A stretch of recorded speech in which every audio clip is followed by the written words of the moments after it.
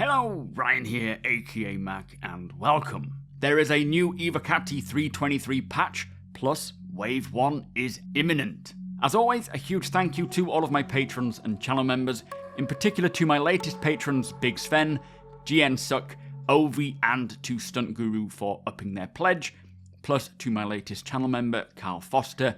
Thank you all so much for the support, it is truly appreciated.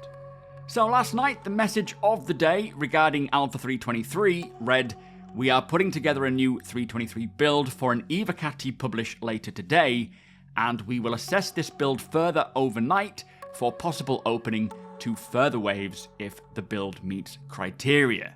So basically, if all goes well with this latest Evocati build, then they will look to open up access to Wave 1 backers. So fingers are firmly crossed that this build is good and stable so it can get to Wave 1 and we can start making videos and streams showing off Alpha 323 properly. Now unfortunately my account has yet to be granted access to the Evocati builds, so it looks like I will be missing out on the Evo testing this time round, but if it goes to Wave 1 then I will be over the moon as it is progressing and getting closer to live, and that is of course all that I want. Now let us take a look at the latest build, as there are some very interesting changes. There has been some tweaks to the music in the character customizer, and some more polish for the eye colours and necks. They have also updated the prone, revive and get up animations.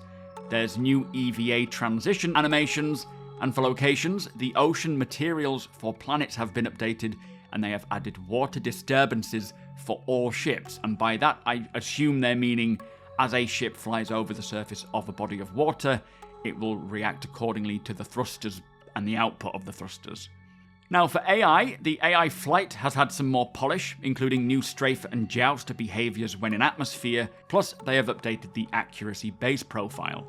And according to Evocati reports, the AI are much more intimidating with distinct differences in their personalities, and they can even fly in formation and pull off manoeuvres together, which sounds pretty incredible, and they also say that they're raising the abilities of the AI to be much better than players in some scenarios.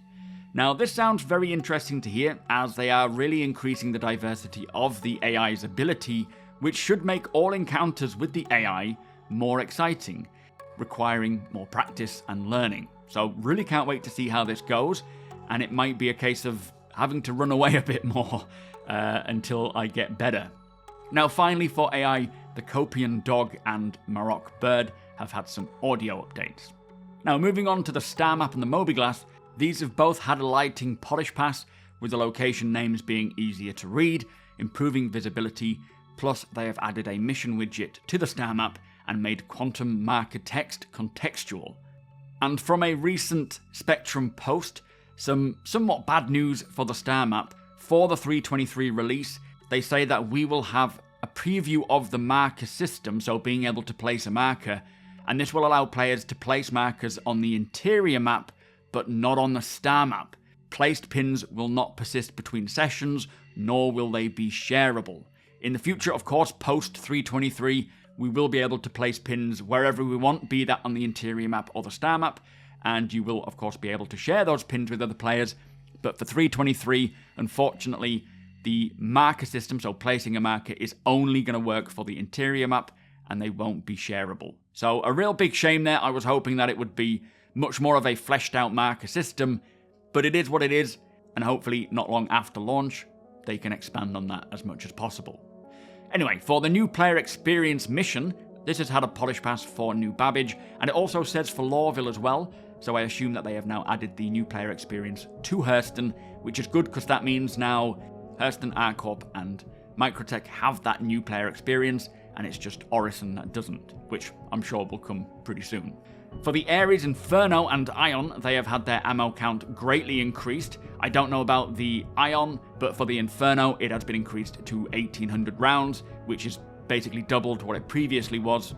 For weapons, they have increased the fuse timer and decreased the HUD icon distance for frag grenades, which will be interesting, so you won't see them until they're a bit closer, but the fuse timer is increased, so you'll have longer to run away. And for core tech, they've performed further polish on planetary effects, visual improvements and optimizations. Plus, it says they have tweaked some TOBII eye tracker defaults. Not sure what these tweaks consist of. Hopefully it means less client tweaks are required, sort of out of the box. But as always, if you are on my Twitch and you have TOBII, I am more than happy to pause my game, show you my settings so you can kind of get a baseline for where you might want to start out, and then you can tweak it accordingly. Just ask me on Twitch, I will be more than happy to do that. Finally, there are 10 client crashes fixed, 9 server crashes fixed, a server memory corruption error fixed, and a crash was fixed when changing resolution. So, some very interesting additions and adjustments there. Great to see so much going on for polishing and balancing, and it really sounds like the AI are getting a ton of updates. Hopefully for 3.2.3's initial release, we get to experience this while we wait for the replication layer to get sorted, but we will see. Now, as mentioned, if all goes well with this particular Evocati build, they will look to open up testing to Wave 1 testers, and if that is the case, I will be creating many videos and streaming it tomorrow and for the foreseeable.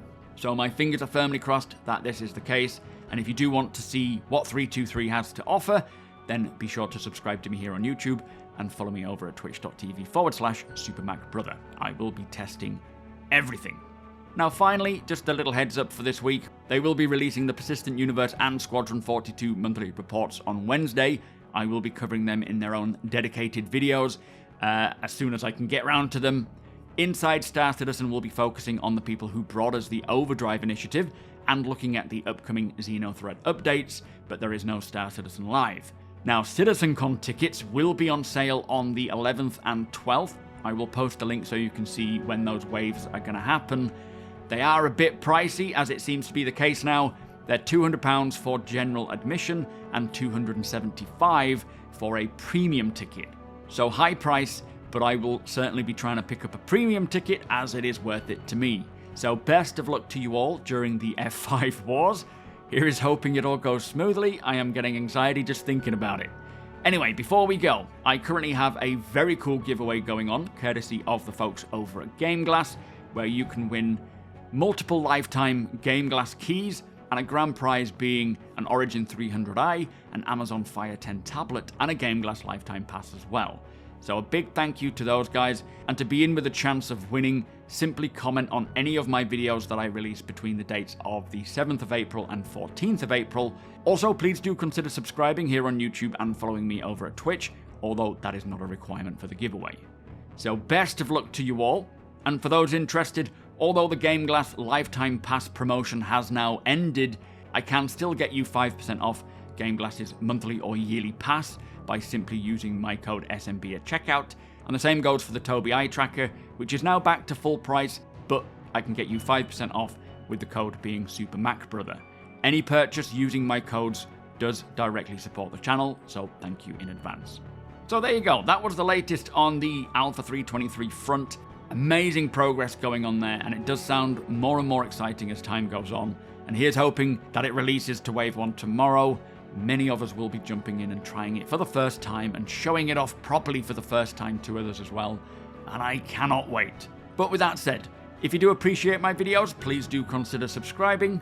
Again, that link to my Twitch channel is in the description below. I would love to see you all there. Hit the thumbs up if you don't mind, it does the channel a big favour, and tick that notification bell if you would like to be notified when my videos go live. Again, a huge thank you to my patrons and channel members. Cannot do this without you guys, so thank you so much. Thank you for watching, and I'll see you in the next one.